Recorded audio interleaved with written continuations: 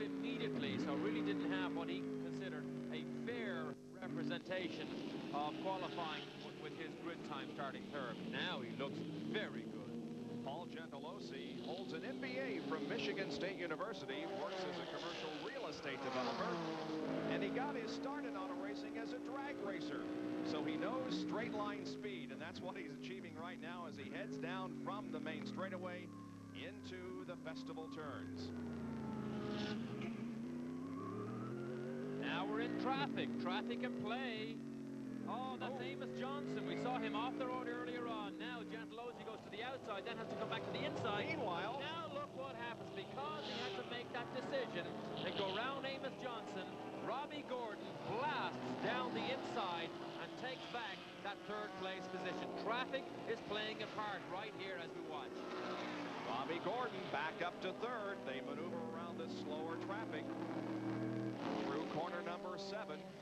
Robbie Gordon got half a chance, and he grabbed it, as we have seen him do many, many times in the past. Heavy traffic situation here. Down the backstretch. It is Gordon running in third spot now. Gentilozzi fourth, and Jeremy Dale is in fifth position. Robbie Gordon, the defending champion of this race. He won it last year. As I indicated earlier in the show, has not participated in the GTS series very much. They did come away the winner at Daytona, but their starts in GTS competition this year have been limited. That's Phil Mayer. He's being passed. Now look, Gentilozzi gets caught again, and I think he hit Phil Mayer. Mayer running fourth in the GTO division. We may have trouble here, because did you see that water that suddenly sprayed back on the front of our in-car camera here? Well, I think Gentilozzi may have hit Phil Mayer, and hopefully that water is not coming from the front of this Oldsmobile. We'll watch it very carefully. Don't see any at the moment. You don't see any damage there, so he may still be in good shape. Now Robbie Gordon, look, he's within 2 car lengths of Robbie Gordon now. Gordon, remember, turbocharged car versus this big, rumbling American V8 in the Oldsmobile. Gentilozzi won a Trans Am race here at Portland International Raceway earlier this year, and we asked Paul the difference in Trans Am and GTS competition. Well, there are some good, really fine drivers in both series.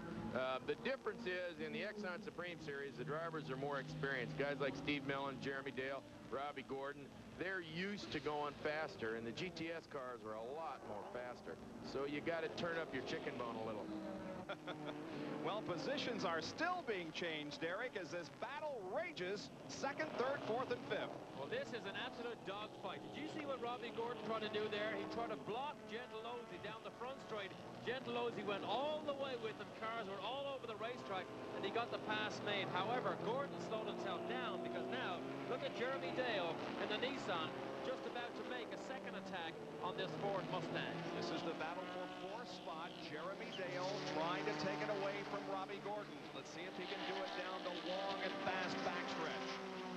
These cars are very fast, 170 miles an hour, and then heavy braking through this very fast left-right flick, and then down to a second gear corner, and then up along the long and again fast front straight. Drivers have said these are like 2 drag strips joined by corners at each end.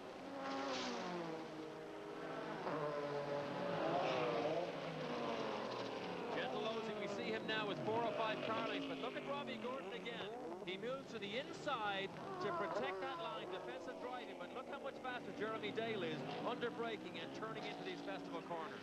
Robbie always loses any advantage that he has built up going into the festival turns. Now Dale once again all over Robbie as they head up through corner number 5. And again, putting a lap on a slower car. That's Nick Cole in car number 30. Very difficult to pass on these infield sections here. The corners have double apexes. They're very fast, and it's difficult to get near enough to a car. But Jeremy Dale knows that if he slingshots off here, this is the little left-handed kink. This long back straight under braking there. He has a look down the outside. Under braking is where he can make his move. Fast part of the racetrack, though. Gordon has things his way. It's under braking that Dale is able to close in. That's Don Walker in the second Dodge Daytona, right ahead of him. So hopefully that traffic will not play a part in the outcome of this. Now I think the horsepower of the Mustang will pull him past here.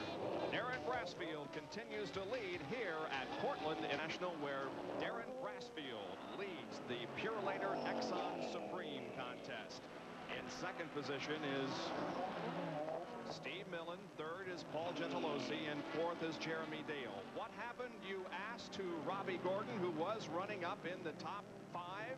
Well, he's still in the top 5, fifth as a matter of fact, but he has dropped back considerably. Here he comes out of corner number 12 down the main straightaway, so you can see the interval between himself and the fourth place car of Jeremy Dale, and in fact the interval that he now faces to move in on the leader, and it's an almost insurmountable distance. Robbie Gordon spun, and Derek, this is how it happened a few laps ago. Under heavy braking, this is for the festival turns. He ducks out from behind John Fergus. Now look at Steve Millen right behind now Jeremy Dale. Now look what happens. Gordon locks up the rear brakes. Look at those rear tires smoking. That's it. Before he ever gets to the corner, backs it in to the escape road, hits the markers, spends a long time there and lost huge amount of track time. And Jeremy Dale did a fine job of avoiding running into the back of that car. Here is the leader, Darren Brassfield. And he doesn't lead by much because Steve Millen has been inching just a little bit closer each lap, creeping up to the ever closer to Darren Brassfield. So Brassfield cannot afford to make any mistake, no matter how slight. And there is Steve Millen. This is a battle of tire manufacturers here also. BF Goodrich is leading. That's Yokohama that is in second place. This is a transaxle car. Jeremy Dale, his teammate, who's leading the championship at the moment because of a great win at Mosport, is in the older of the 300ZX cars, not a transaxle car, not considered to be as fast as the one that Steve Millen is in. However, Millen makes good use of the tremendous qualifying tires that Yokohama uses. Usually starts up front, but now he's in a real battle for this championship because, as we mentioned at the top of the show, these Oldsmobiles are very, very fast racing cars. Down to the pit area and Marty Reed.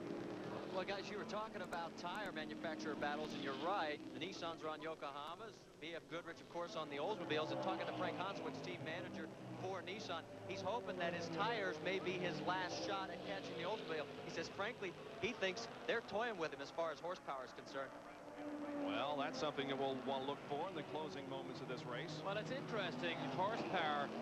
The Nissan has about 750 horsepower. Well, I believe the Oldsmobiles, and everybody believes the Oldsmobiles are right up there within those numbers in horsepower. But remember, the Oldsmobiles weigh 250 pounds less than the Nissan. That is a great advantage. A light, nimble car is easier on tires, and if you have almost the same horsepower as the car you're racing in, you definitely have a fairly good advantage, I would have thought. Darren Brassfield continuing to lead. There are 6 cars on the lead lap, and the average speed just a little over 86 miles an hour as Brassfield heads down the backstretch once again. Back to this GTU battle.